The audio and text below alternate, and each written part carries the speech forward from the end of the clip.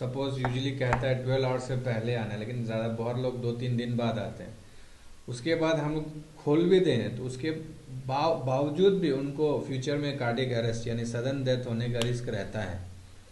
तो इसलिए बहुत बार ऐसा होता है, हम लोग बहुत सारा पेशेंट भी हम लोग के साथ होता है कि आता है, लेट आता है बेचारा, पता नहीं रहता है वो लोग को, तो जो ज़रूरी थेरेपी हम लोग दे देते हैं, लेकिन उसके बावजूद भी थोड़ा दिन बाद फिर पेशेंट घर में जाके या कुछ जाके कार्डियक अरेस्ट होता है। तो इसलिए टाइम इज़ मसल, टाइम बहुत इंपॉर्टेंट है। इसलिए अगर, क्योंकि अभी फैसिलिटी अवेलेबल है, मैं यही दर्शकों से रिक्वेस्ट करूंगा कि ज़्यादा दिमाग ना लगाएं, आके डॉक्टर से मिल लें, कम से कम एक ईसीजी करवा लें, क्योंकि ये बहुत ही सोफिस्टिकेटेड चीज़ है। आपको समझना, असेसमेंट करना आपसे होगा नहीं, है कि नहीं। तो हम दोनों का department of cardiology, TRIMS, Deen sir और हम लोग की तरफ से ये दरखास्त है कि कोई भी कार्डियक एबनॉर्मलिटी लगे, आप काइंडली नियरेस्ट हॉस्पिटल नहीं तो ट्रिम्स आके ज़रूर चेक करवाएं, ताकि आपको समय पे हम लोग अगर मदद कर पाएँ तो इससे और कोई बड़ी बात नहीं। पेशेंट अगर इस तरह है, अब पेशेंट के अंदर ये सब है, एक ये है एलवी लीड, आरबी लीड और आर लीड करते हैं, ठीक है। और हम लोग इसको स्क्रू कर देते हैं अंदर हार्ट के अंदर, तो वो हिले नहीं। और विद टाइम वहाँ पे फाइब्रोसिस मतलब वो हो जाएगा, बॉडी वहाँ पे एक्ट करके उसको पूरा सेटल कर देगा, वो वहीं पे फिक्स रहेगा। उसके बाद उनका जो भी डे टू डे लाइफ जो भी करो कुछ कोई प्रॉब्लम नहीं है। तो ये है CRT-D। तो अब ये जो भी चीज़ हुआ, इतना कुछ हुआ, ये लोकल एनेस्थीसिया में we were talking with the patient while doing. उसको पूछा है दर्द हो रहा है क्या, ये हो रहा है क्या, वो हो रहा है, वो अपना बता रहे हैं, हाँ सर हमको थोड़ा सांस में प्रॉब्लम ये हो रहा है। तो सब कुछ लोकल एनेस्थीसिया में हो। यही यही यही ब्यूटी है इस इंटरवेंशन का कि जी बेहोश तक नहीं करना होता है पेशेंट को। मैक्सिमम आपको बाहर से देखेगा तो पता भी नहीं कि कुछ किया था, लेकिन ये सब पूरा अंदर हो चुका है। और आप देख सकते हैं, जो हम लोग इसको हार्डवेयर बोलते हैं ना, जैसे कि तार वार का एक हाँ, तो ये ultimately this is the generator, यहाँ ही पे सब कुछ है। ये जनरेटर, ये बड़ी सोफिस्टिकेटेड मशीन जनरेटर है। ये यहाँ पे कॉम्पैक्ट एक बैटरी रहता है, ये यहाँ से इसको पेस्ट करेंगे। अगर सपोज वो पेशेंट को सपोज वो हुआ कुछ कार्डियक अरेस्ट है, तो यहाँ से शॉक जाएगा अपना से, ऑटोमेटिकली एक शॉक जाएगा और वो रिवर्ट कर देगा। फिर वो पेशेंट हम लोग के पास आएगा कि सर हमको एक शॉक लगा था, इसलिए बताएंगे। फिर हम लोग को ढूंढना पड़ेगा कि कारण क्या है, क्या है। और ये इनका जो है, इसी से इसका राइट और लेफ्ट जो है एक साथ इलेक्ट्रिकल कंडक्शन जाएगा, तो हार्ट एक साथ दोनों कंट्रैक्ट करेगा। And with time in months and years, means months, धीरे धीरे हार्ट का जो है पंपिंग इंप्रूव होगा और पेशेंट का क्वालिटी ऑफ लाइफ इंप्रूव होगा। और उनका जो भी है, उनका जो जितना फाइंडिंग से धीरे धीरे करके इंप्रूव होता है, वो हम लोगों को फॉलो अप में पता चलेगा। ये जो है ना, हमारा हार्ट में 2 आर्टरीज रहता है ना, 3 आर्टरीज रहता है, मतलब लेफ्ट में 2 ब्रांच, राइट में 1 ब्रांच, ठीक है। तो ये हम लोगों ने वहाँ पे लेफ्ट को हुक किया, उसमें एक डाई इंजेक्ट करते हैं, ठीक है। लेट इट गो, प्ले करने दीजिए। उसके बाद उसको चलने देते हैं, मतलब so that we can see the, तो इसको चलने दो, नहीं तो पता नहीं। हाँ, तो एकदम लास्ट तक चलना।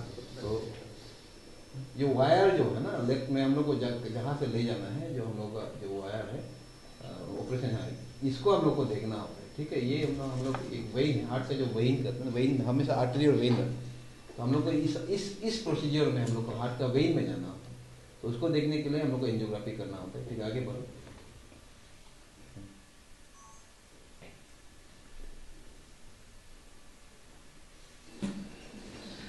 तो वही है, we are looking at different angles. पहले बड़ा नहीं कर सकते इसको, और ये तो एंजियोग्राफी चलो, और क्या नेक्स्ट CRT में आ जाए, CRT में आ जाए।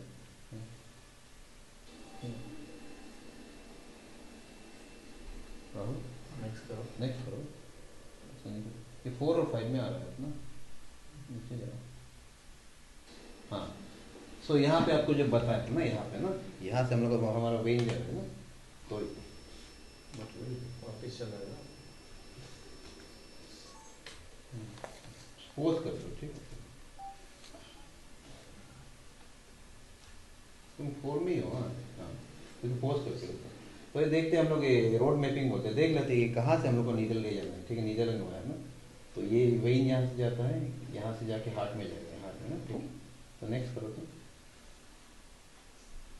नीचे जाओ, नीचे और जाओ, नीचे। हाँ, तो ये प्रोसीजर से पहले हम लोग को टेम्पोररी पेसमेकर जगह में रखना होता है, क्योंकि we have to manipulate so many things ना। तो इसको सिक्योर करके रखते हैं कि हार्ट टेम्पोररी, कई पेशेंट हार्ट ब्लॉक में ना चला जाए, तो एक टेम्पोररी पेसमेकर सिक्योर करना, ठीक है। फिर हमने जो पहले देखा था आपको एक वेन खोजा था ना, उस वेन को खोज के निकाल लिया। तो पोज करो ना, तो वहाँ पे हम लोग हुक करते हैं, कैथेटर से अंदर जाते हैं, थ्रू हियर हम लोग जाते हैं अंदर, हार्ट के अंदर हुक किया, ठीक है। पहले से 2 वायर ऑलरेडी है नीचे पे, नीचे रखा हुआ है, थर्ड वन को लेके वहाँ से हम लोग अंदर गए, कोरोनरी साइनस करते हैं, वहाँ से जा रहे हैं, तो आगे जाओ।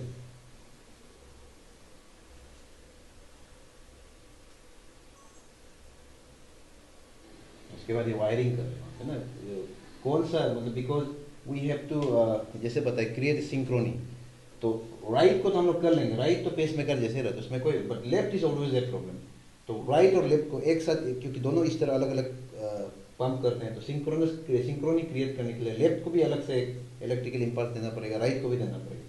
तो हम लोग लेफ्ट के लिए जो अप्रोप्रिएट प्लेस कौन सा होगा उसको खोज रहे हैं वायर के थ्रू, उसको वायर करके उसके वायर के ऊपर से हम लोग ले जाएंगे बाद में। वी आर सर्चिंग, अभी भी मिला नहीं है, जो आगे जाओ भाई।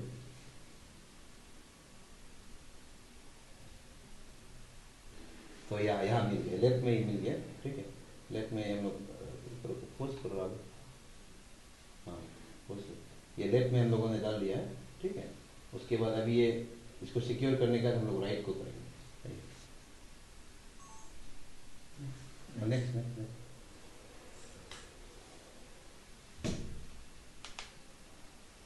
तो ये राइट में डाल दिया हम लोगों ने, बीच में पोस्ट कर दो। ये है राइट का लीड, राइट वेंट्रिकल कहते हैं, राइट एट्रियम में लीड है, ये लेफ्ट, ये कोरोनरी साइनस में लीड है, that will pace the left ventricle. और डिफिब्रिलेशन कॉइल, ये डिफिब्रिलेशन कॉइल है। अगर हार्ट में सपोज हार्ट फेलियर पेशेंट्स को हमेशा एक चांस, आप देखोगे usually cardiac patient sudden death हो गया, ऐसे बहुत सुनने को मिलता है। तो ये हार्ट फेलियर पेशेंट का बहुत ज़्यादा चांस रहता है, ऐसा सडनली हार्ट रुक गया है, बीटी हो गया, बीएफ कुछ इस तरह का होता है, इलेक्ट्रिकल कंडक्शन कार्डियक अरेस्ट जो बोलते हैं।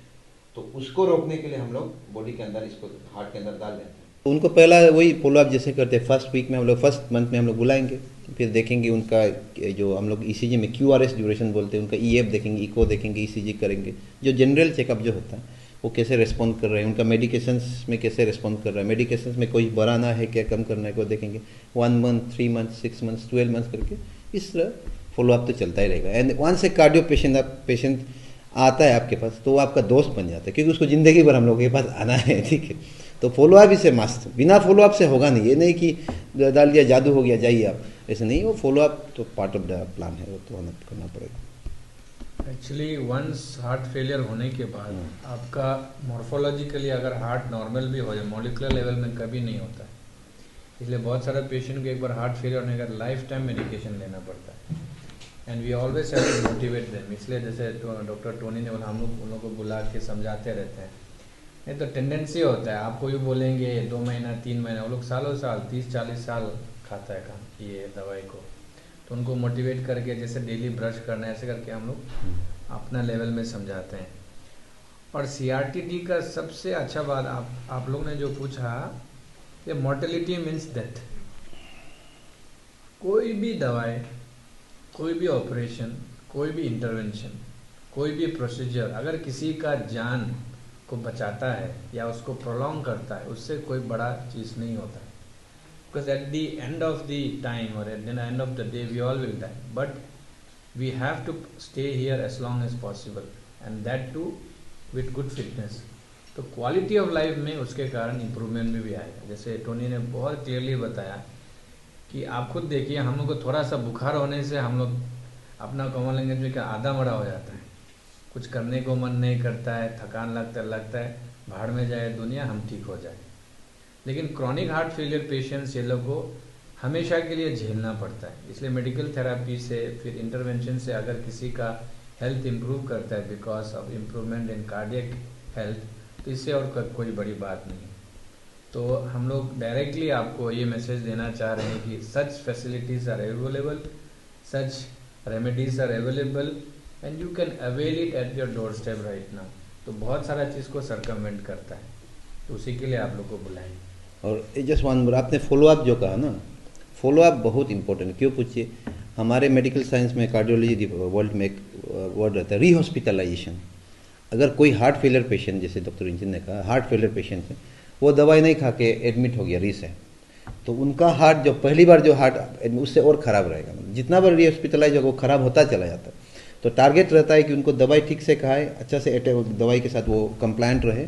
तो जितना वो दवाई खा के एडमिट नहीं होकर अच्छा से रहेगा तो इम्प्रूव हो, मतलब एक्सपेक्ट कि वो इम्प्रूव करेगा वो। लेकिन वो 2 महीना खाया, जो यूजुअली हमारे यहाँ होता है सर, 2 महीना खाया, उसके बाद 3rd मंथ में हमको आके दवाई छोड़ के आके मिलता है, फिर भर्ती होता है, फिर 3 महीना खाए छोड़ देगा। मतलब कंप्लायंस या अंडरस्टैंडिंग में थोड़ा कुछ कभी कभी इश्यूज रहता है।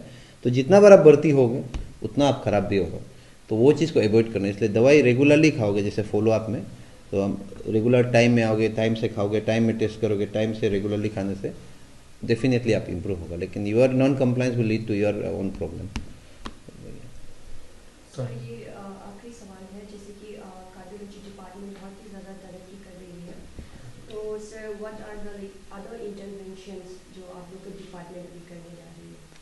अभी वैसे अभी हालांकि बचा ज़्यादा कुछ नहीं, 2-3 ही इंटरवेंशन है, उसमें से अभी most probably with in 3 months वो भी हो जाएगा। अदर देन दैट जो इंटरवेंशनल कार्डियोलॉजी के वर्ल्ड में होता है, मोस्ट ऑफ देम हम लोग स्पेशली जो इंडिया में होता है और जो नॉर्थ ईस्ट में होता है, और जैसे डॉक्टर टोनी ने बोला जो हम लोग प्रोसीजर अभी करने जा रहे हैं, अगर वो सक्सेसफुल, नॉर्थ ईस्ट में बहुत कम जगहों में होता है, सिर्फ निगरानी में होता है, सिर्फ निगरीज में ही होता है, तो in other parts of country में होता है ना। तो yes, and we just want to put this forward very straight कि this is just the beginning of good things to come. तो हम लोग पूरा कोशिश करेंगे कि और हम लोग अच्छा से प्रोसीजर करें ताकि maximum benefit institute and public at large हम लोग दे पाएँ।